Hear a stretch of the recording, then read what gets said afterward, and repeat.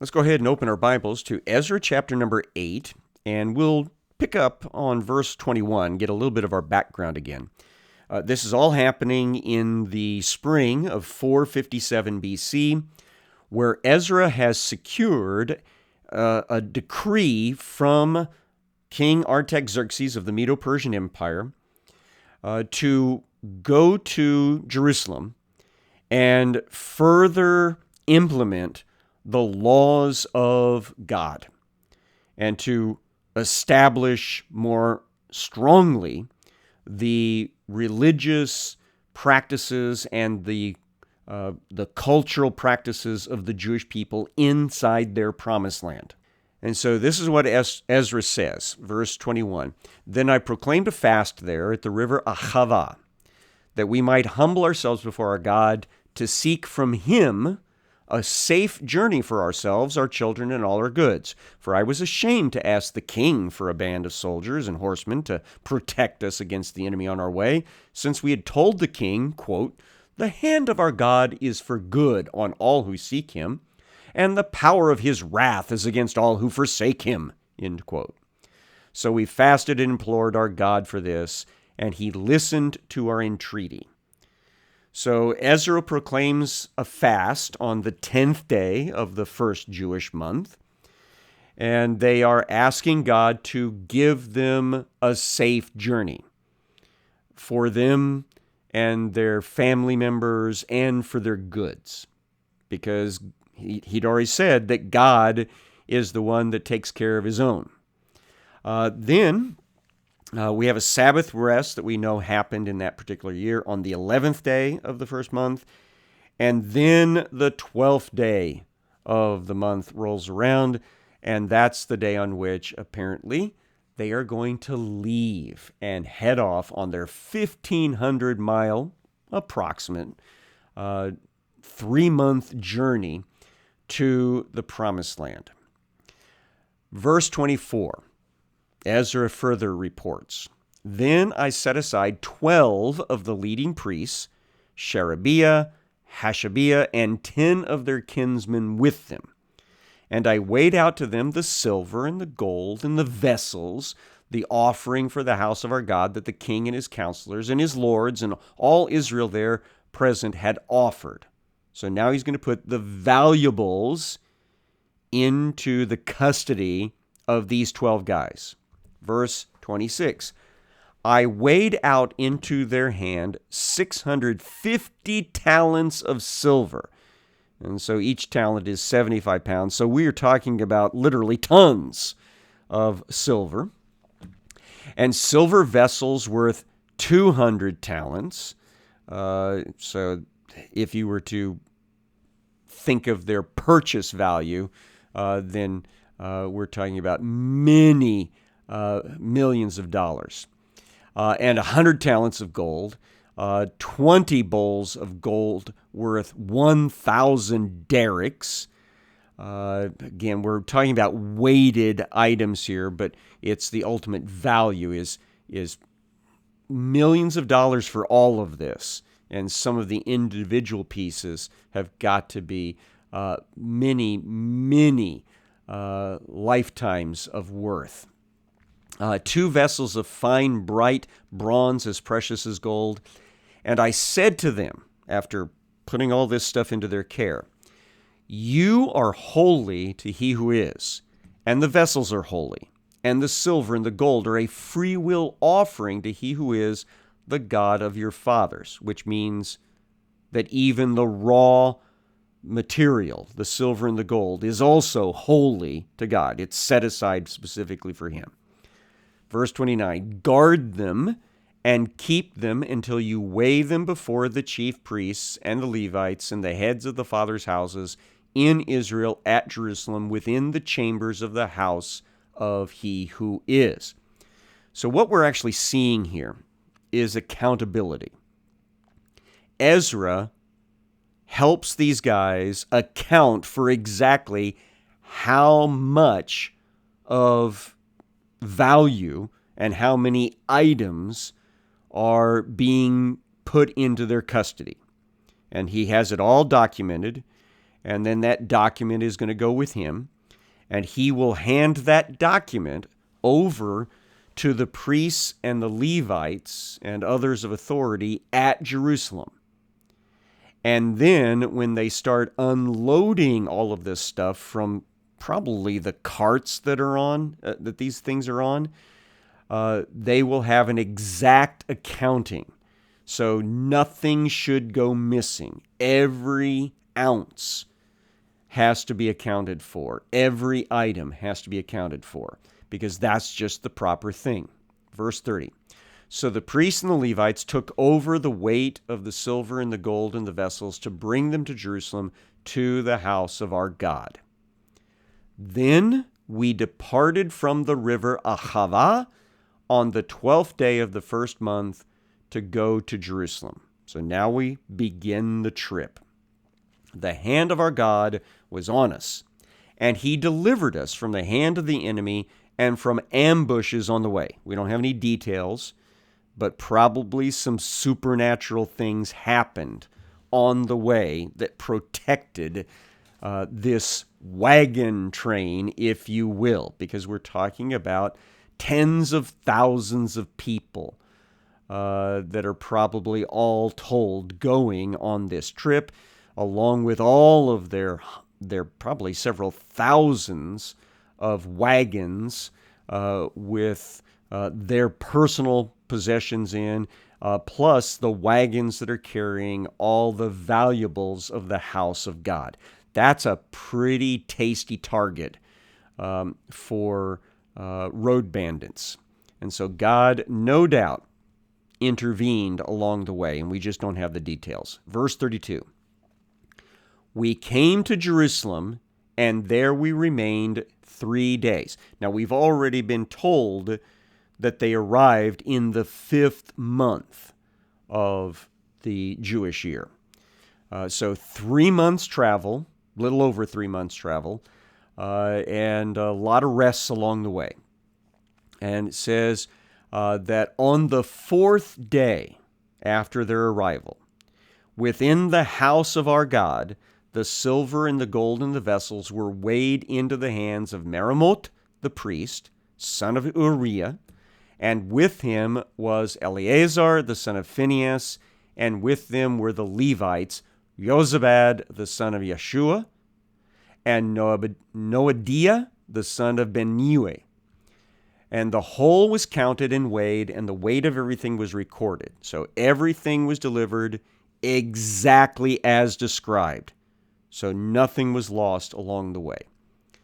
At that time, those who had come from captivity, the returned exiles, offered burnt offerings to the God of Israel, 12 bulls for all Israel, 96 rams, 77 lambs, and as a sin offering, 12 male goats. So now that they've been there for a few days, on the 4th day of the 5th month, which by my reckoning would have taken place on a Friday. So getting ready for the Sabbath. So it's kind of like the end of the week sort of worship service. It says that they gave all of these sacrifices as a sin offering as well as a thank offering for their trip. All this was a burnt offering to He who is. They also delivered the king's commissions to the king's satraps and to the governors of the province beyond the river, and they aided the people and the house of God. So everybody has arrived safe and sound, and everything has been accounted for, and we are ready to settle in and get started with the work that is in front of them. Now, as I already indicated, by my calculations, this trip took place in the 137th sabbatical year. Now, sabbatical years are years, it's the 7th year of every work cycle. The 7th year, you did not plant, you did not harvest, you did not do anything counted as regular work unless it was absolutely essential. So the priests had to do their work on schedule, and you had to take care of the basic needs of your animals. But other than that, you were supposed to take the year off. No work. That ran from the 7th month of each Jewish year until the end of the following 6th month. So 12 months off. So when Ezra and his people arrived, it was a time of rest. So none of them worked. But once the 7th month rolled around again in 457, that is in the late summer, getting ready for the fall, then they were able to work again.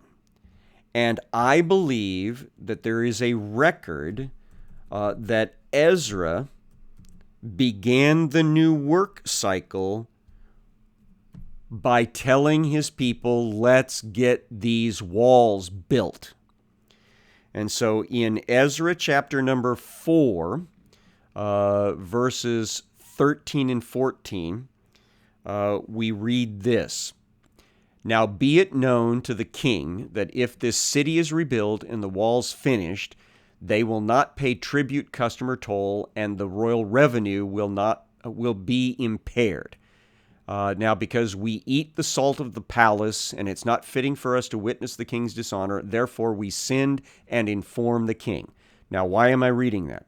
Because that is part of a letter sent by the non-Jewish officials of the lower, below the river province, shortly after Ezra arrived. They were complaining, hey, these guys are building walls, and you need to tell them to stop if you want to protect your reputation, because all they're doing is they're trying to prepare for rebellion. And we know by the rest of the information in that context that when Artaxerxes got that information, he sent Ezra an order to stop working on the walls until he gave him specific permission. And we know that this same king will give specific permission to rebuild the walls to Nehemiah about a decade and a half later. So, my point is, we have good evidence that Ezra started rebuilding the walls in the fall of 457 BC. And that is going to kick off the countdown clock to the Messiah, the 77 cycles, the 490 years until the Messiah comes and is cut off. That's all from Daniel chapter number 9.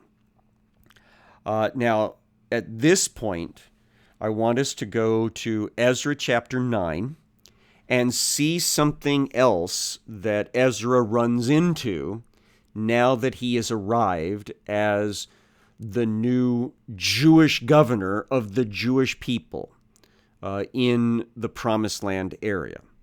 Ezra chapter 9, verse 1. After these things had been done, what things?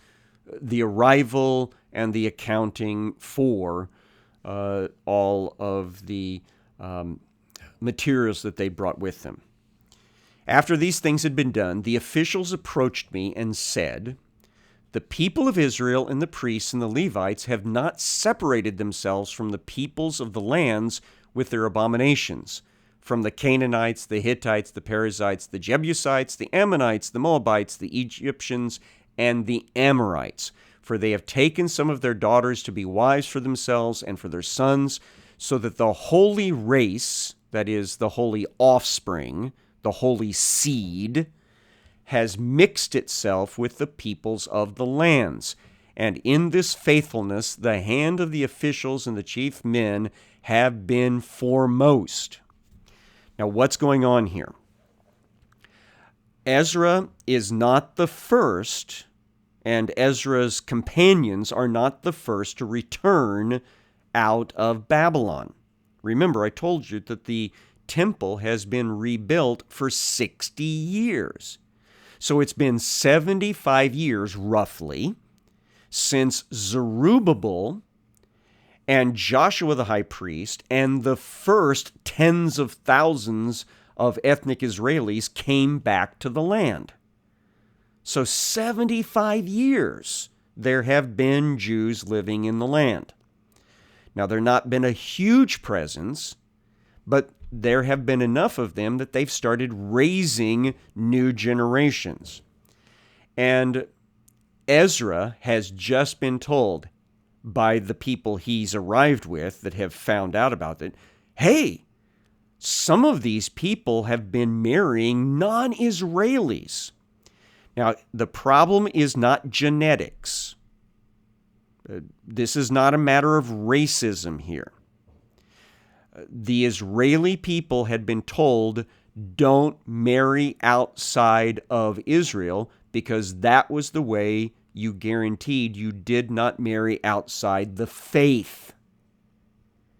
Because any non-Israelis that converted to the faith of Israel would then become honorary Israelis during some period of time. And so they wouldn't be thought of as foreigners anymore. They would have been proselytes, yes, at the very beginning, but eventually they would have been thought of as honorary Jews. But if Israelis married people that had not converted, that was a big no-no. And that's apparently what's happened during the last 75 years, is a whole bunch of people have married pagan spouses and have permitted those pagan spouses to carry on with their pagan worship and to even teach that worship to their kids. And so we've got a mess on our hands here in defense of the pure Jewish faith. And that's why Ezra immediately gets upset.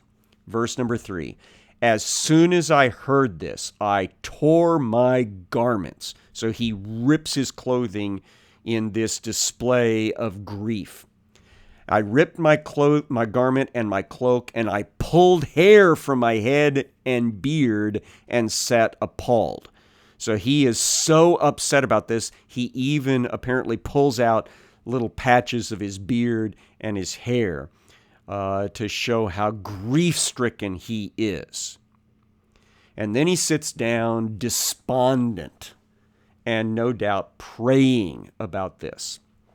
Verse 4, then all who trembled at the words of the God of Israel, and we're talking about the written, inspired word of God here, which specifically said, don't intermarry with non-believers. Then all those who trembled at the words of the God of Israel, because of the faithlessness of the returned exiles, gathered around me while I sat appalled until the evening sacrifice. So the morning sacrifice happens right around 9 o'clock in the morning. Evening sacrifice happens right around 3 o'clock in the afternoon. So he has spent his day upset and thinking about how this does not bode well for the reason that he's here. He is here to further strengthen the Jewish faith in the Jewish homeland. And now he finds out that it has been abandoned wholesale, not just simply by the common people, but by many of the people in leadership. So what's he going to do about it? Verse 5, at the evening sacrifice, I rose from my fasting with my garment and my cloak torn, and fell upon my knees and spread out my hands to the God, my hands to He who is my God, saying, so let's listen in to his prayer at the evening or afternoon sacrifice time. Oh my God, I am ashamed and blush to lift my face to you, my God, for our iniquities have risen higher than our heads, and our guilt has mounted up to the heavens. From the days of our fathers to this day, we have been in great guilt. For our iniquities, we, our kings, our priests, have been given into the hand of the kings of the lands, to the sword, to captivity, to plundering, and to utter shame, as it is to this day. So he's remembering history. He is remembering that all the bad things that have happened in Israeli history, including the exile itself, that they're actually just now starting to recover from. All of the bad things that has ever happened is because of their sin, because of going against the covenant. Verse number 8. But now, for a brief moment, favor has been shown by he who is our God to leave us a remnant and to give us a secure hold within this holy place, that our God may brighten our eyes and grant us a little reviving in our slavery. This idea that they had gone into exile into being the servants of somebody else. Some of them were literal slaves, but others were just simply having to work for non-Israelis, and that was shameful. They should have been in their homeland, but they weren't. But now, in the last 75 years, they've returned, and it had this bright light that they thought was going to lead to a total revival. But now that's looking like it's getting kicked in the head. Verse 9, for we are slaves, and yet our God has not forsaken us in our slavery, but has extended to us his steadfast love before the kings of Persia, to grant us some reviving, that is, this renewal. And then he gives specifics, to set up the house of our God, to repair its ruins. That is, to actually rebuild the temple. The temple that he's worshiping in is only 60 years old. So that's part of the evidence that God has given them this window of reprieve. And to give us protection in Judah and Jerusalem. And this is one of the places, folks, that I have to object to our English Standard Version that is usually so very good. The word protection here is actually the Hebrew word for wall. And I want to stress that because I've already told you we have evidence, and this is just further evidence of it, that Ezra has ordered the walls of Jerusalem to be rebuilt. Now, they won't get finished under this decree of his, but it will be the kickoff to the prophecy of Daniel chapter number 9, which said that there would be a decree that would include the rebuilding of the walls of Jerusalem. So in his prayer here, Ezra actually mentions one of the glints of hope, one of the bright lights of the moment was that they were in the process of building the wall right then. Verse number 10. And now, O our God, what shall we say after this? For we have forsaken your commandments, which you have commanded by your servants the prophets, saying, the land that you are entering to take possession of it is a land impure with the impurity of the peoples of the lands, with their abominations that have filled it from one end to end with their uncleanness.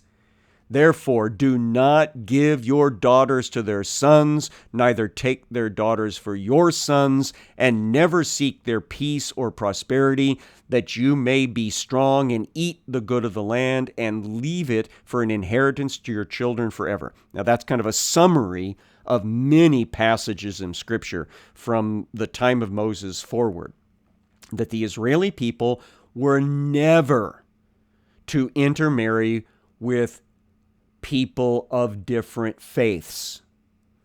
of pagan peoples that were still worshiping other gods and goddesses. Because if they did that, what would more than likely happen, and did in fact happen, the faith of those pagan peoples would overwhelm the faith of the Israelis. And they would start worshiping those gods and goddesses, and that would bring God's judgment. So they were never supposed to freely cooperate in the worship rituals of other peoples. And they were never to allow their kids to intermarry outside the faith. Verse number 13. And after all that has come upon us for our evil deeds and for our great guilt, seeing that you, our God, have punished us less than our iniquities deserved and have given us such a remnant of this. So he acknowledges, you didn't have to be so gracious to bring us back at this point, but you did. But what's happened? Shall we break this commandment again and intermarry with the peoples who practice these abominations? Would you not be angry with us until you consumed us, so that there should not be a remnant, nor any to escape? So here we go again. And you would be right to blot us out, because we don't seem to have learned our lesson.